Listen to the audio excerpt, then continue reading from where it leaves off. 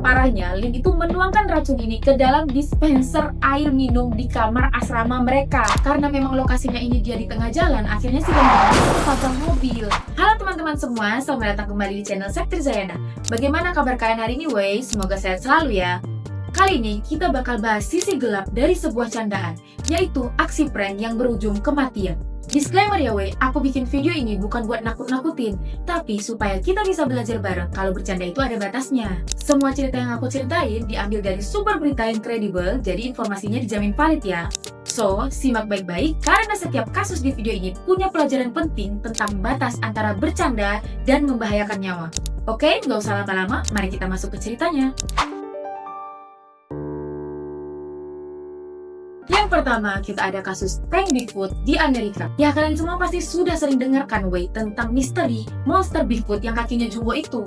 Nah, ini nih, kurang lebih nih kayak gini nih wey monsternya. Kalian semua pasti sudah sering dengar lah tentang monster ini. Jadi, itu kayaknya dia tuh niat nakutin orang wey dengan menggunakan kostum serupa dengan Bigfoot ini. Nih, ceritanya begini wey.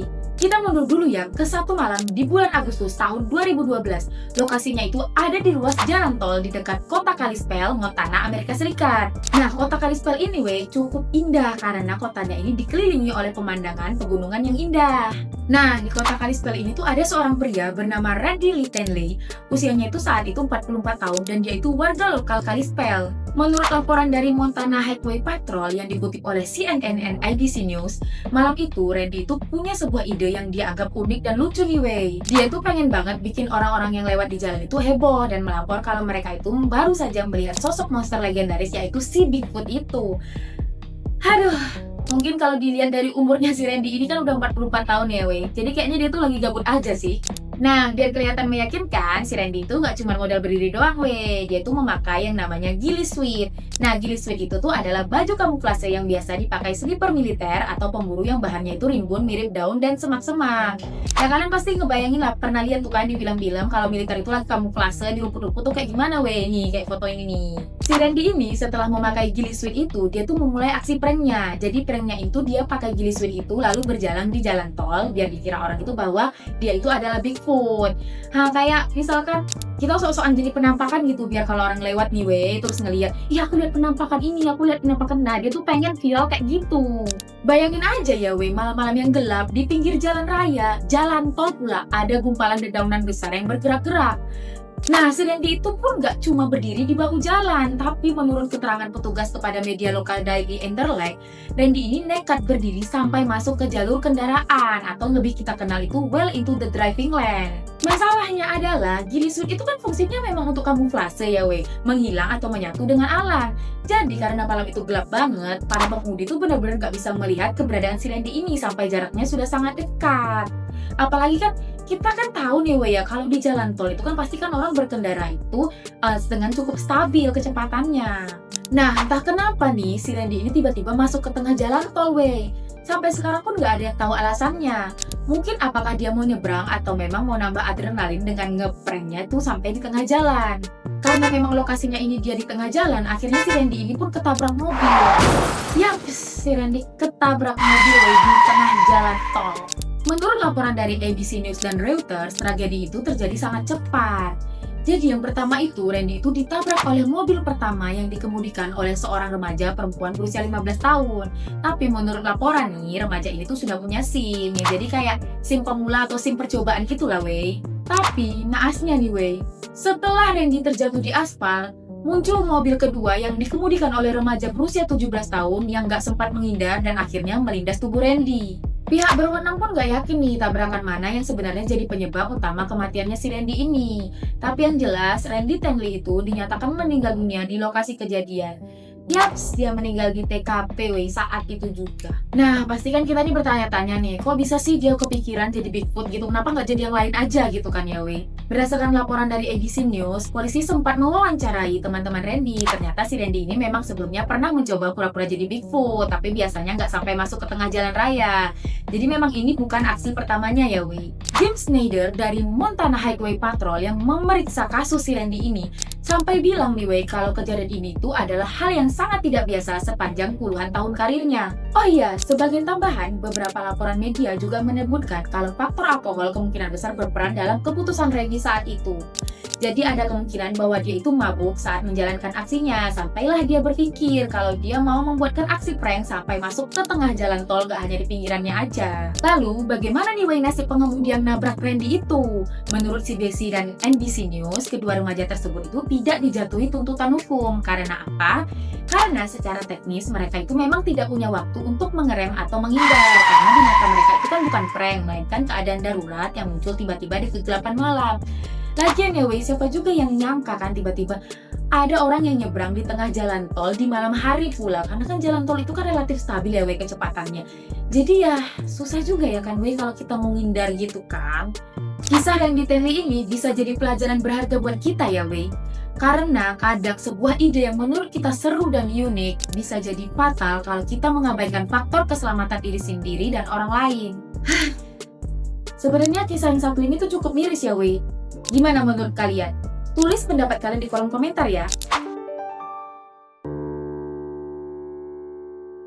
Oke, untuk kasus prank berujung maut yang kedua, kita bakal bergeser ke kota Shanghai di Cina. Tepatnya di salah satu kampus paling bergengsi di sana, yaitu Universitas Fudan. Kejadian ini terjadi pada tahun 2013, bahkan banyak media Cina yang menyebutkan bahwa kejadian prank maut ini sebagai salah satu kasus paling mengerikan di lingkungan Universitas Cina modern. Serem nih kayaknya. Nah, pranknya ini adalah prank ngasih bahan kimia acak ke dalam minuman. Dan tepatnya itu dilakukan saat perayaan April Mop 2013. Oke, tahan dulu, penasaran apa yang terjadi? Yuk kita masuk ke kronologinya. Menurut laporan dari China Daily dan Global Times, tokoh utama kita dalam cerita ini adalah Lin Shenhao, seorang mahasiswa pasca sarjana kedokteran berusia 27 tahun. Sekali lagi aku jelasin, ini tuh mahasiswa pasca sarjana kedokteran ya weh. Lin ini tinggal di asrama dan berbagi kamar dengan Wang Yang, rekan sesama mahasiswa kedokteran yang dikenal sangat pintar, rajin, dan berprestasi nih wey. Jadi ini tuh keduanya pria ya wey. Kalau dilihat dari luar, mereka ini tuh kan kelihatan seperti teman sekamar yang normal-normal aja nih. Tapi ternyata di balik itu semua, Lin memendam rasa kesal dan iri yang mendalam terhadap Wang. Kejadian mengerikan ini dimulai pada tanggal 31 Maret 2013. Berdasarkan laporan pengadilan yang dikutip oleh China Daily, Lin ini mengambil bahan kimia yang bernama nitrosodimetalamin atau NDMA, ya kayak gitulah weh, kira-kira aku juga bingung ngomongnya nih, kayak gini nih, dari laboratorium kampusnya. Buat kalian yang belum tahu nih, NDMA ini senyawa yang sangat beracun. Dalam dosis kecil aja, dia tuh bisa bikin kerusakan hati dan organ tubuh lainnya. Parahnya, Lin itu menuangkan racun ini ke dalam dispenser air minum di kamar asrama mereka. Yaps, bener-bener di dalam dispenser air weh, bukan di dalam gelas lagi. Ngapain coba ya naruh di dispenser? Masih gak habis pikir ya weh, entah ini niat banget ngeprank atau sudahlah. Nah besoknya, tanggal 1 April yang kita tahu biasanya diperingati sebagai April Fool's Day atau April Mop, Wang yang meminum air dari dispenser itu seperti hari-hari biasanya, beberapa jam kemudian efeknya itu langsung terasa. Wang mulai mual, muntah, dan gejalanya terus memburuk ke arah kerusakan hati serta ginjal. Masih menurut China Daily nih, Wang langsung dilarikan ke rumah sakit. Dokter menemukan fakta mengerikan bahwa organ-organnya mulai dari liver, ginjal, sampai paru-paru mengalami kegagalan sistemik. Tim medis sudah berjuang mati-matian selama 2 minggu, tapi sayangnya pada 16 April, Wang Yang dinyatakan meninggal dunia. Jadi dia sempat berjuang selama 2 minggu nih weh di rumah sakit sampai akhirnya dia mengembuskan nafas terakhirnya di tanggal 16 April. Sampai di sini aku tuh masih bingung ya weh, ini beneran prank atau sengaja? Karena logikanya masa dia sebagai dokter pasca sarjana kedokteran weh di universitas bergengsi di Cina, masa ya nggak tahu kalau zat kimia itu berbahaya? Berita ini pun langsung meledak di kalangan mahasiswa Fudan dan seluruh penjuru Cina, dan Lin pun ditangkap dengan tuduhan pembunuhan. Saat penyelidikan berlangsung, polisi berhasil melacak bahwa racun tersebut berasal dari laboratorium tempat Lin bekerja. Mengutip Global Times, saat diinterogasi, Lin ini sempat mengklaim kalau dia itu cuma ingin memusili atau memberi pelajaran ke Wang. Dia menyebut tindakannya itu cuma semacam lelucon atau trik April Mop. Nah, jadi dari pengakuan si Lin ini ya weh, inilah kejadiannya itu dianggap sebagai prank yang kelewatan. Tapi pihak jaksa dan pengadilan nggak percaya begitu saja weh. Secara nih kan, Silin ini kan sebagai mahasiswa kedokteran, pasti sangat paham lah betapa bahayanya NDMA ini. Apalagi memasukkan zat mematikan ke air minum, zat kimia apapun itulah yang mematikan atau enggak, itu kan bukan merupakan bercanda, tapi tindakan yang mempunyai resiko dengan kematian yang sangat tinggi. Pada akhirnya, pengadilan Tiongkok pun memutuskan Lin bersalah atas pembunuhan berencana. Berdasarkan data dari China Daily, ia pun dijatuhi hukuman mati. Menurut kalian bagaimana nih, Wei? Ini si Lin memang bodoh atau gimana nih? Jadi dia itu nggak tahu itu cairan berbahaya dan memang beneran mau ngerjain temennya. Ya mungkin dia mikirnya paling cuma mulus atau mutaber paling ya. Atau memang dia sengaja nih dan tahu tuh bakal membunuh temennya dan pas-pasin nih sama dia tanggalnya kan di tanggal 1 April agar pasti diselidiki polisi. Dia tuh bisa alasan ini itu weh. Coba kalian percaya yang mana? Komen di bawah ya. Yang ketiga dan yang terakhir, kita akan bahas tentang robbery prank.